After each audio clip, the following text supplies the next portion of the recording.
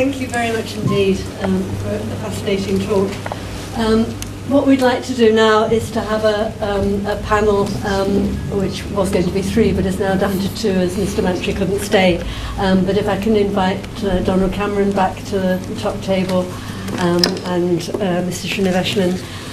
We have got 2 roving mics. So if you've got a question, can you please wait for the mic to come to you, because that way we'll ensure that everybody hears the question, and the question will also get recorded on the DVD that we're hoping to produce. Can I ask people to put their hands up if they would like to address questions to either of these speakers?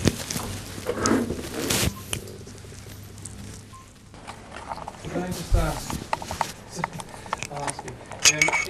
If you were dealing with a cornea that had advanced keratoconus or moderately advanced keratoconus, and you put a toric lens inside the eye, how are you dealing with the corneal astigmatism? I mean, it's not a regular astigmatism, so how? Your slides, you skipped past the bit that showed the post-operative visual acuities. I couldn't really see. Do they need specs on top? Or? You're talking about the ICL or? Yeah, well, either phakic or if the measurements are, if you get measurements done both with the corneal topographer and with the IOL master, it seems to be reasonably accurate. And most of these patients, you are able to correct almost all astigmatism if it's a regular with the toric lens, either of ICL, toric, or with even if it's irregular. If it's regular. I don't understand how, but accept it. I mean, why then could you not just put a pair of specs on if the vision is correctable with a toric shaped lens? You could put specs in front and get good result. Putting it in the eye doesn't make any difference to if the cornea is where the distortion is. Correct, but the corneal astigmatism could be corrected. If you can't correct it at the corneal level, then you can correct it at a lenticular level. Only thing will require more astigmatism power because you're going close to the nodal point. But with ICL and with the toric lens, you can get, at least my experience, you could get it reasonably accurate within 1 diopter.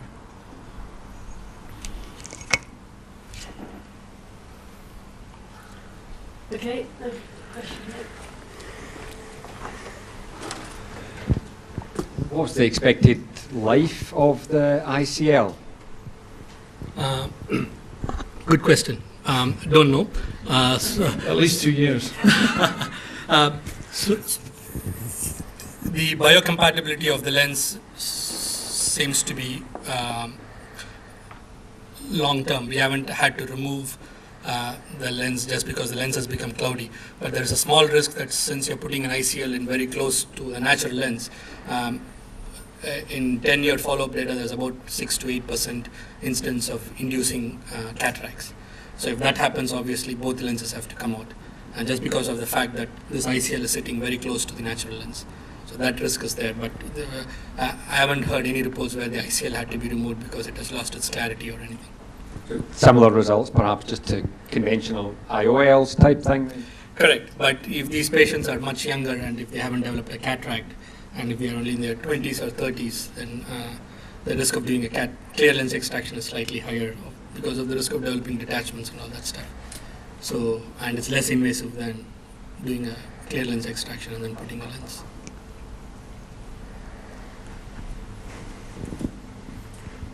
And cross-linking then would be best on a young, 16 to 20-year-old, where you just before you start dabbling with contact lenses. That's but it's not really something for a 40-year-old who's had keratoconus, or probably not. And no, I think that the good rationale for doing cross-linking is somebody who's got progressing cone, and if you catch them early, then they wouldn't be even land up with a piggy bag or with an RGP. So that's the whole idea. Yeah. By 40, 90% of keratoconic disease is burnt out. Yeah. So no point flogging a dead horse. Sorry, you 40-year-old horses. Sorry. You're dead. Sorry, let me rephrase it.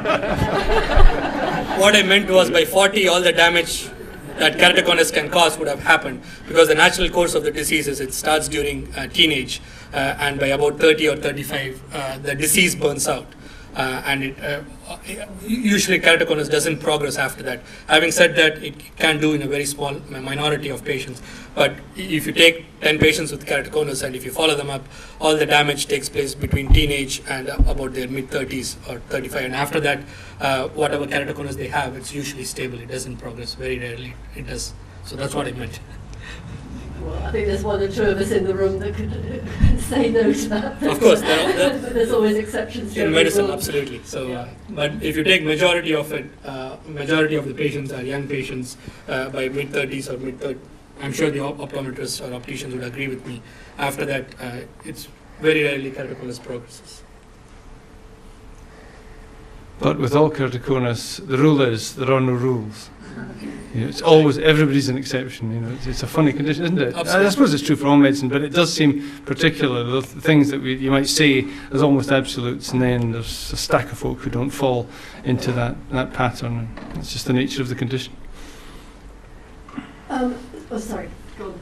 So it's a very linked question. You talked about stable patients. What do you consider to be stable? And I mean, even if it's progressing slowly, how slowly does it need to be considered stable? That is a difficult question. If you're planning any kind of intraocular surgery, then I need to be sure at least things haven't changed rapidly or significantly in the last couple of years. A 0.25 or a 0.5 change is very subjective, as you know. If you test my eyes on 3 different days, I'll be accepting 3 different readings. As long as there is no significant shift, because these lenses are custom made, and once we made for a particular measurements, and if it's changing, then it becomes a useless procedure 3 months down the line. So if you're planning something significant as an intraocular lens, I would wait at least for a year or year and a half. I need to have all the opticians' measurements for the last year and a half to say that there has been no significant change. I don't know whether that answers your Yes, question. it's to do with the intacs as well. Same thing holds. Intacs, I would be less. What's the right word? I would be less threatened by change because we can chase a little bit with the intacs. But if you're putting a lens inside the eye, which is irreversible, I mean ICL is reversible, but more complications if you go and remove it. So in those things, I would be much more stricter in picking patients because I need to be 100% sure that it's not changing. I think there was somebody over there who had their hand up. What's up? No? Oh. Okay, maybe someone was just scratching their ear. The gentleman is good. Are these new implant lenses not just the answer to corneal grafts altogether? Well, why would you need a corneal graft if you can correct the vision using this new lens, a toric lens? Couple of issues. If they have developed central scarring because of long-term contact lens wear, then there is no point putting a lens inside the eye because the front cornea is damaged. So those patients need corneal transplants. If the astigmatism is too high, or as Don mentioned, if it's very irregular, and if we cannot get an accurate reading for these lenses inside the eye, then they would require a corneal transplant. So still, definitely the numbers of patients who would require corneal transplants for keratoconus is certainly coming down because the other options have become available. So still there will be a very small group of patients who would require corneal transplants. So I'm looking at my age of 64 with fairly advanced keratoconus. Would putting a lens that you're suggesting in be an answer to the problem? If you're managing well with contact lenses or glasses or piggyback lenses, then I don't see any reason. These are all for patients. I mean, these are all options available if somebody becomes contact lens intolerant. Yeah, see. So So because- not being able to see the golf ball at 200 yards doesn't It's a personal decision. Every time you go into the eye, there is a risk of things going wrong. So it's just a question of deciding whether you want to take that risk just because you don't want to wear your contact lenses. That's a very personal decision which I cannot answer for you, but options are available. But it would mean I wouldn't have to wear contact lenses. Once again, it's not going to be 100% guarantee on that. Any of these procedures, if somebody is contact lens intolerant, then it might give them a better unaided vision, which may not be 6/6, but they're willing to take that. I'm not telling with all these lenses you'll be absolutely free of contact lenses. As I said, it's an unpredictable field of keratoconus. There is a reasonable option that your unaided vision might be better, but it may not be as good as one which you had with your contact lenses. Yeah, but then I could put a contact lens on top and get Exactly. really good vision. Exactly. Yeah.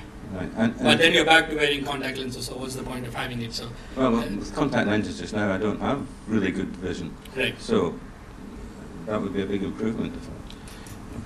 Once again, till we do all the measurements and readings, it will be very difficult for me to suggest anything. But there are options available. Once again, it depends on each individual. Yeah. And especially when you get older, and you might have to have A cataract operation. That's a great opportunity to kill two birds in one stone. Yeah, sounds wonderful. Yeah, sounds good. Right. Okay. Thank you.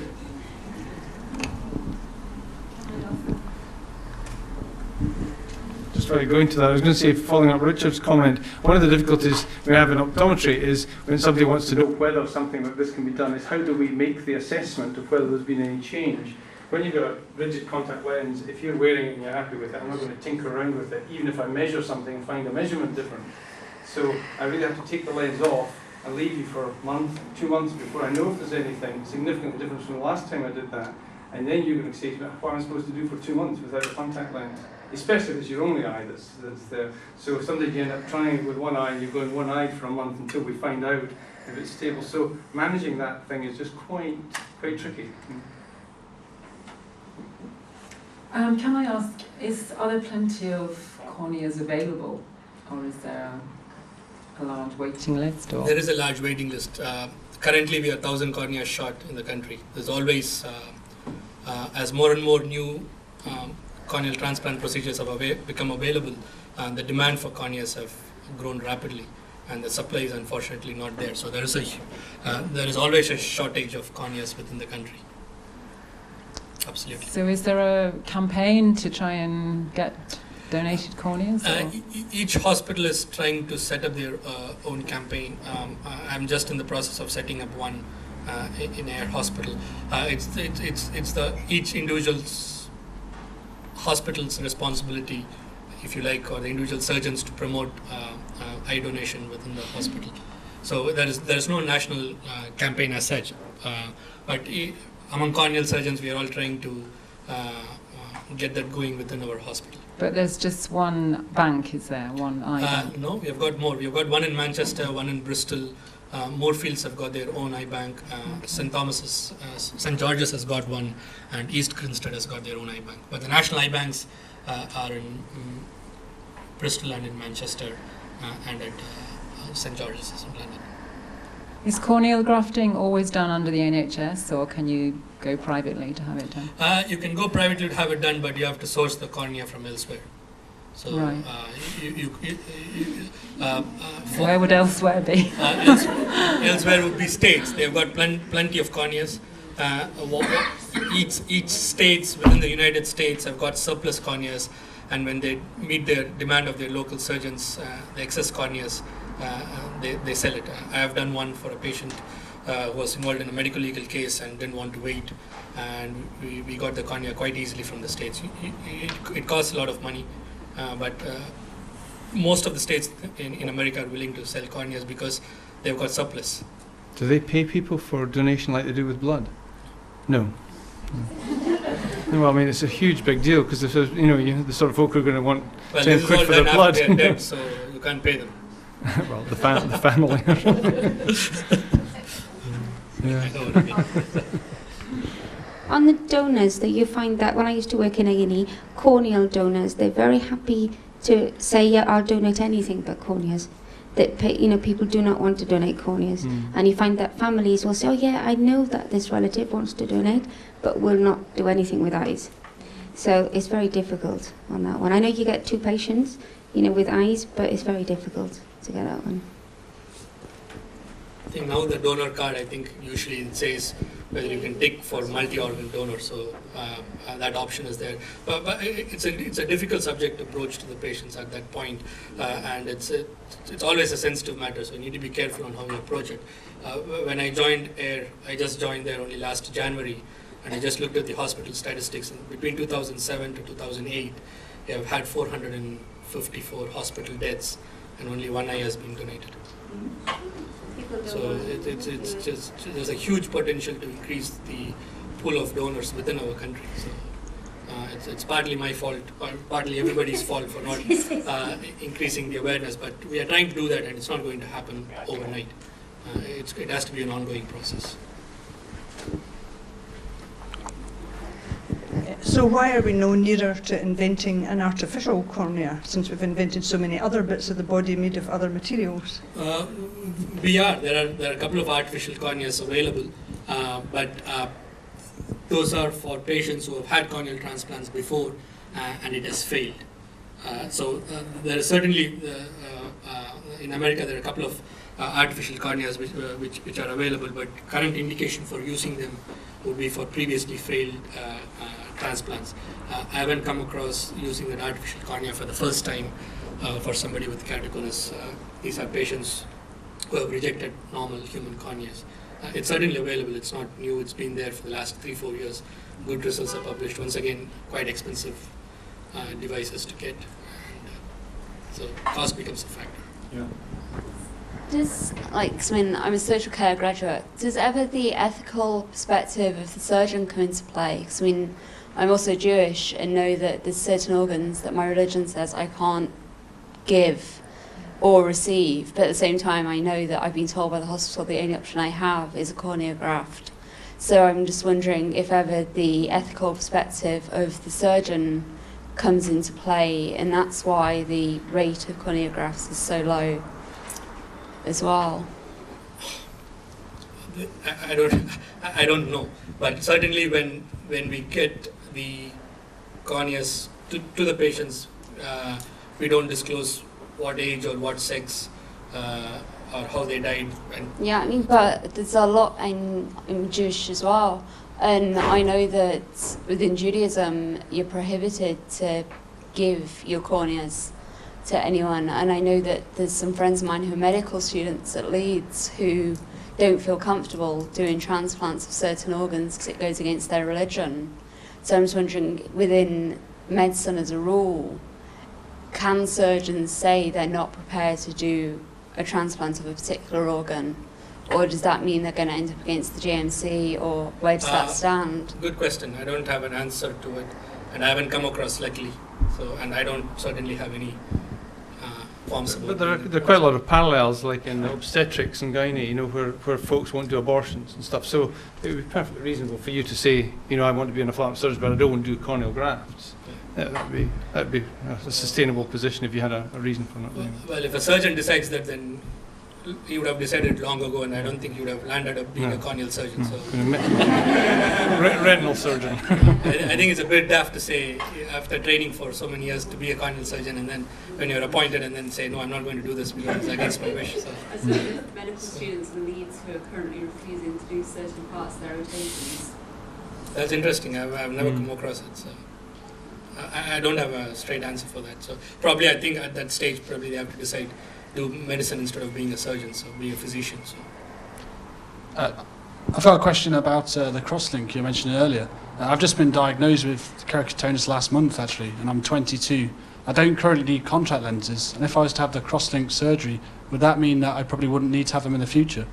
If the keratoconus is progressing, and if you have had cross-linking, at least the studies so far and my limited experience has shown that patients who have had cross-linking haven't progressed. And I've done cross-linking for patients where I have documented evidence that their keratoconus has progressed in the last 1 year.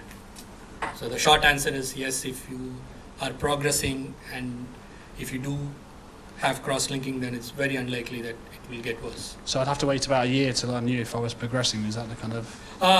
or no, at least if you have got previous information from your optician that the refraction has been changing. It doesn't necessarily have to be 1 year, maybe 6 months or even 4 months. We don't know how quickly or how slowly people progress. Each patient is different. You may not even progress, we don't know. Right. So, but for me, ethically, I feel that I need to convince myself before doing a procedure that yes, it is worth doing in a particular patient because it is changing.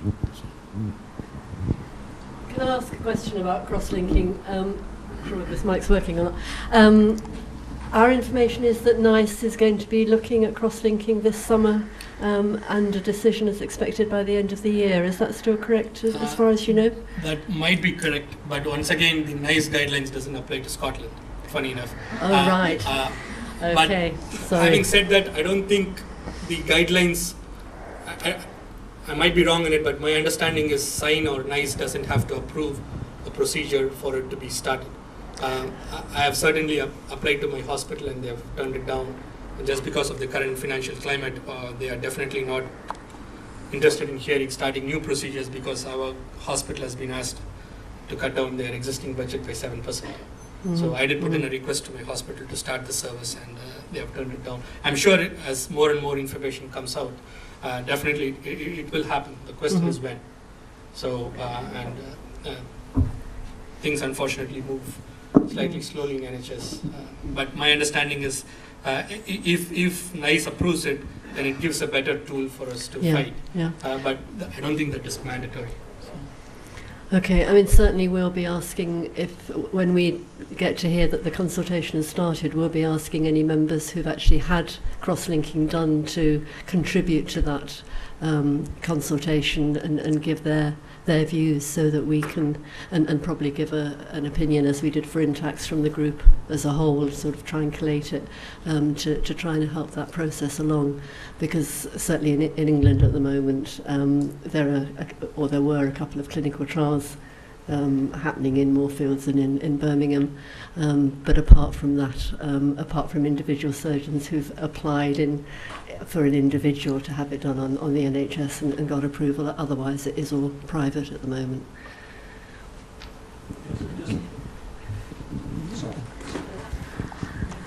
I've been looking at having cross-linking done privately in England, and one thing I've come across is some places are offering just cross-linking and won't consider doing Intax, but other places are offering cross-linking and Intax as one surgery. What are your thoughts on that?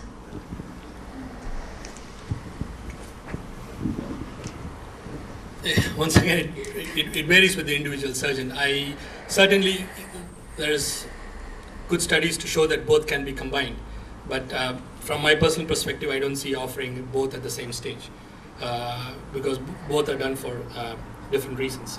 Intax is done for somebody who's not able to tolerate contact lens wear from my books, and cross-linking is done something to prevent the progression of keratoconus. Certainly they can be combined, no harm in combining them, but doing it, I mean offering it as one, if not none, I don't see that. I have two questions. One is about new contact lenses. Been quite a lot of contributors to our website recently who've begun to derive some benefit from Keratoconus 3 and Keratoconus 3 IC, which I know that Lynn White was in Glasgow recently speaking to the Contact Lens Society, and I was wondering whether those developments are likely to replace or just become another option alongside more traditional contact lenses for keratoconus. Yeah, well, my experience, I haven't seen the 3, but my experience with all the soft lenses, even the sort of chubby ones, which is what they're trying to do to try and smooth out the humps and bumps on the surface of the cornea, is you just don't get the stability of vision that you get from any rigid lens. And because the thing is irregular in its form, the astigmatism, you're not dealing with something that's simply rugby ball shaped, you're dealing with something that's like the pointy end of a rugby ball but squashed. It's got multiple curves, and you've got to decide which curves are you trying to correct. You can't correct them all, so then you just got to fudge the ones that you don't think you need to correct and correct maybe some of the main ones. And so when you do that with a soft lens, you end up with a fudged vision. And also you have a great problem with orientation. I mean, a toric soft lens has got to sit at 75 degrees, you know, as you're looking at me, it'll swing 10 degrees from time to time. You rub your eye and the thing will spin 15 or 20 degrees. So if you've got a 4-diopter cylinder on that, which is quite a distorting lens, if you swing it by 10 or 15, 20 degrees, your vision goes off. Now, how well it locates is to do with your lids, it's to do with your tear production, it's to do with the shape of the cone, it's multifactorial. And so I wouldn't spend a lot of time, I have to say, on any soft lens. I did go through the Kerasofts when they started, but they were all just... I honestly don't think I maybe got 1 or 2 foot wear in them, and they maybe still are, but they are the exceptions, and they wouldn't be advanced. So I wouldn't be holding out great thing for that, I'm afraid. Certainly the guys at Ultravision will claim great things from the lenses. Sure. I think they will claim they can match huge levels of astigmatism and even some of the aberrations in the cornea, which is quite interesting. Lynn certainly spoke of a 17-diopter sill being corrected with a K3 lens successfully and achieving 6.5 vision. But as you say, if that rotates, and it's going to rotate I would like to see that. That certainly can cause huge fluctuations in vision. One of the things they're talking about in contact lenses, which I haven't seen at all yet, but I've seen it described, is that instead of sweeping curves, like if you imagine cutting a contact lens with a lathe, you can cut it one way and you can cut it another way and get 2 different curves on it. And that's always been the limiting factor for keratoconus, that you can't cut multiple curves on it at different places. What they're now talking about doing is doing something similar to the way they do some laser techniques for short sight, and that is they spot cut. So instead of cutting a curve, you just fire tiny small spots. It's made up like a matrix, if you like, so that it can actually, if they take a curve or an assessment of your cornea, they translate that into the lathing or this machine, this lasering machine, I imagine, that's going to cut the curves of the lens. So it cuts it by a series of spots all over the surface, and you end up with a thing then that it better reflects, I don't know how well, but better reflects the true shape of the eye that you're trying to correct. I mean, I haven't seen it in real life. I can't imagine how good the vision is. But they're even talking about doing it with spectacle lenses, that where you have very irregular astigmatism, that we can't cut spectacles to fit anymore. That if you could cut these things with this multiple spot, you actually cut it to the different distortions and aberrations of the cornea as they can be measured, because they can now measure them, where you'll have all the kit for measuring a lot of aberrations. And so anyway, it's a whole new area. I don't know any more about it, but it's quite an exciting development. I'll see about it at the turn of the year. I'm going to a conference where I'll be talking about that. So my other question was really about the number of people who have had cross-linking, who have then required to have a graft.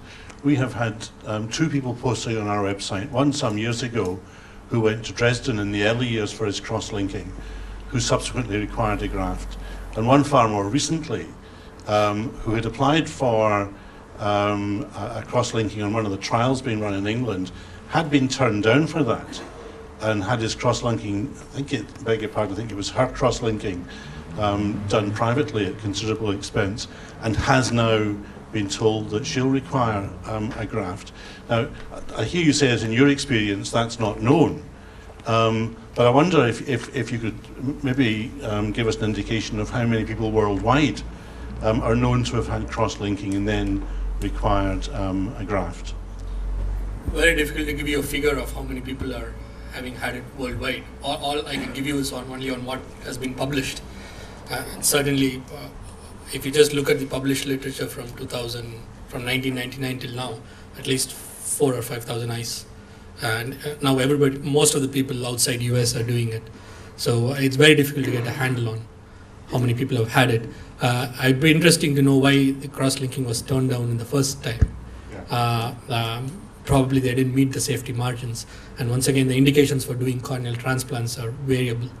If somebody had corneal transplant done on an eye which has had cross-linking, then probably there was no.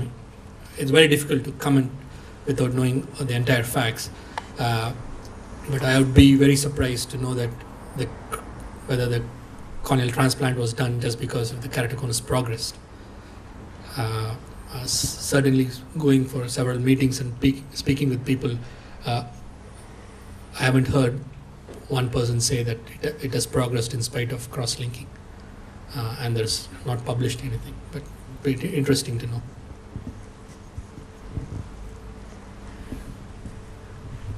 Thank you for asking the question about Kerasoft lenses, Andrew, because that was going to be one of my questions to Donald. But the other lens that you didn't mention in your talk, which I was slightly surprised about, was the scleral lenses, which I know several people in this room wear. Lots of lenses I didn't talk about. There's the S-Lim, there's a large gas permeable lens, which is maybe about the same size as a typical soft lens, so it goes right over the coloured bit out to the edge, and that means it tucks under your top lid, so it stops that lid sensation as you blink. And we found that very successful, and it's designed for keratoconic eyes. There are various versions of it. There's another one from Devonshire Street. Do you know the name of it? It's a funny name, a crazy name, like Speculine or something, you know, some daft thing. Anyway, yeah. So anyway, it's a big gas permeable, and then there are all the sclerals, and there are sclerals which are the old haptic PMMA ones, which you get ventilated through little holes in them, and then there are the sclerals, the Ken Pulham ones from Moorfields, and they're gas permeables with slots in them, and now they've got rid of the slots, and the gas permeable materials are better, and you can wear them for quite long times. I mean, these lenses are quite good, but they're still quite difficult to tolerate, I think, and it's not the kind of lens you would go into unless somebody had particular needs. I mean, great for sport, stuff like that, because they don't fall out, because you can't get them in. No, I mean, they're tricky to get out, you know, they have a technique to do it, whereas the wee gas permeable ones can fall out if you took a finger in the eye in a rugby pitch. So it's good for sport, good for short-term stuff. But I have to say, I mean, apart from maybe 5 times in a year, when I'll have to, and then very often I'm moulding, if I'm needing to use a scleral lens, so I'm taking a mould, you know, injection mould of an eye, and then taking a cast from that, and then having a lens made, then doing it, unless I'm doing something like that. So normally I would go with some of the soft or the Synergize or something like that would be, it's very seldom I have to go down to the haptic lenses, but they have their place. What treatment would you recommend for someone who's very highly allergic and can't tolerate lenses? When you say can't tolerate lenses, what do you mean can't tolerate? She's 17, she's allergic, she's got dry eyes, and her eyelashes are also very close to her eye. Okay, the eyelashes isn't really a problem, because in a sense the contact lens kind of protects it. If you make it big enough, it should be not too bad. I'd have to see it, you know, see what the situation is. But then a Kerasoft might be a good one for somebody like that, if you can tolerate a soft lens, unless she's just really, really uncomfortable. Well, she's given it up for a year, but we're going to try again because she wants to learn to drive. Yeah, it's difficult, but yeah, there's certainly you'd have to go through, and I mean, I would start somebody like that who's got that history and say, right, you've tried all these. Here's 3 things we're going to try. At the end of that, you'll know whether you're going to be able to wear contact lenses. If you can't, then we need to think about surgical options. That's when I'd be putting, yeah. Can I mention about your scleral or haptic lenses? I've been wearing them now for 40 years, and after that time I find them very easy to take out. Sure. And much easier than the little lenses. I find them easy to take out and put in, and they certainly are very good for sports and things like that. After 40 years you should be able to take them out. You're right. That's what I'm saying.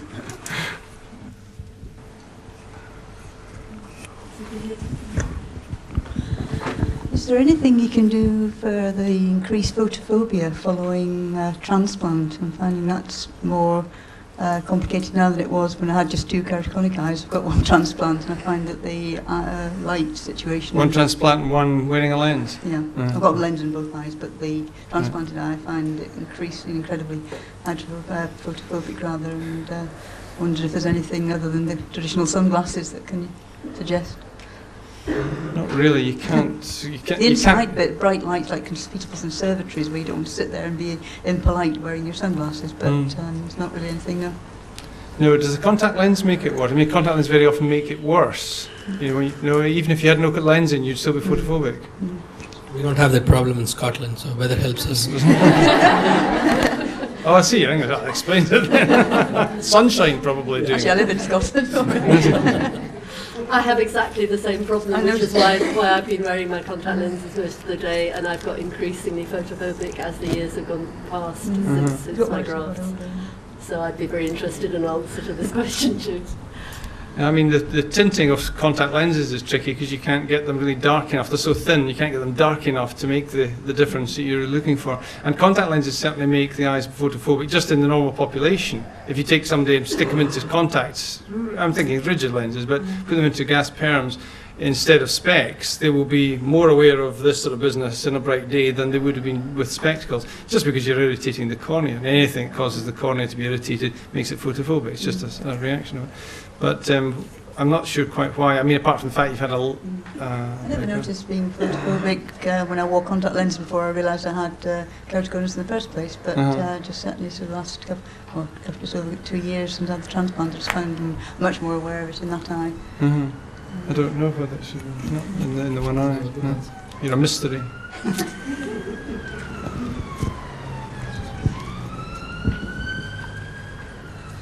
Bear in mind again, with contact lenses, you know, if they get dirty, scratched, rough or anything, and they start to make the surface of the cornea rough or irritate the lids, that again increases that sort of thing.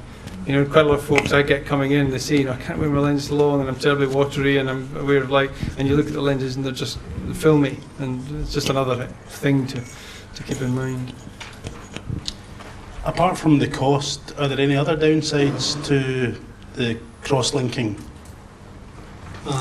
As I said, you can develop an infection during the healing side. If the safety parameters aren't met, then the UV light can damage the lens and you can develop a cataract.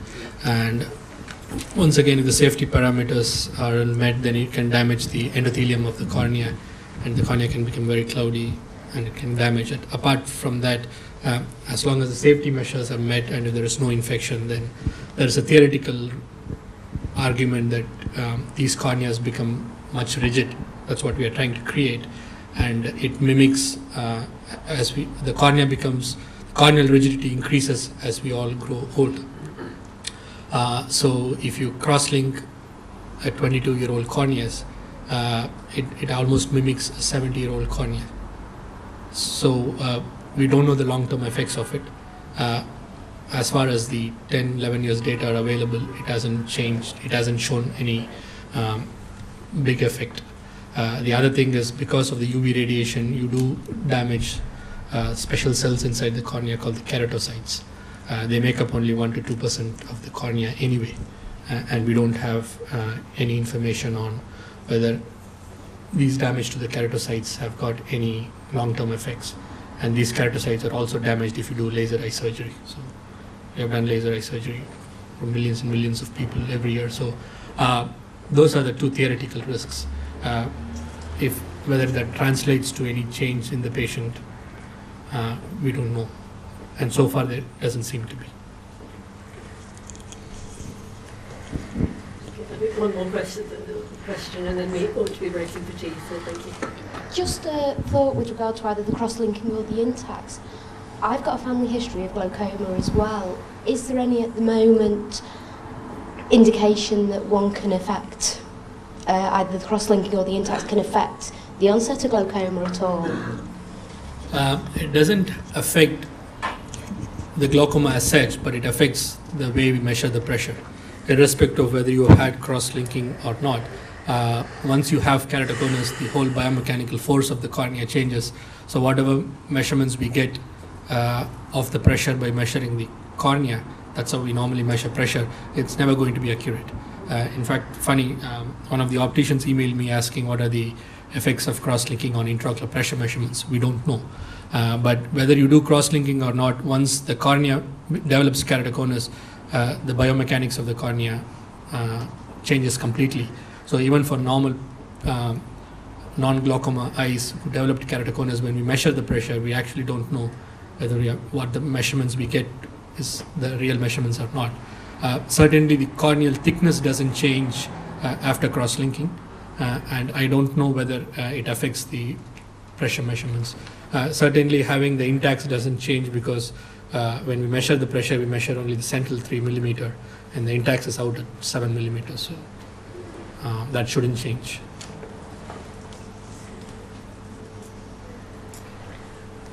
Okay, well, thank you very, very much indeed. I mean, it's been fascinating to hear all of your talks. When I think back to when I was first diagnosed and the options that were available then, it is just so exciting to hear all the developments in contact lens technology and all these new options as well. So I think I, for one, am very encouraged, and I find it so much easier to talk to people who contact me about keratoconus and are worried about their prospects. And it's genuinely easier to say, well, there is so much going on out there now, and so much research going on that you're in a much better position than many of us were 30 years ago.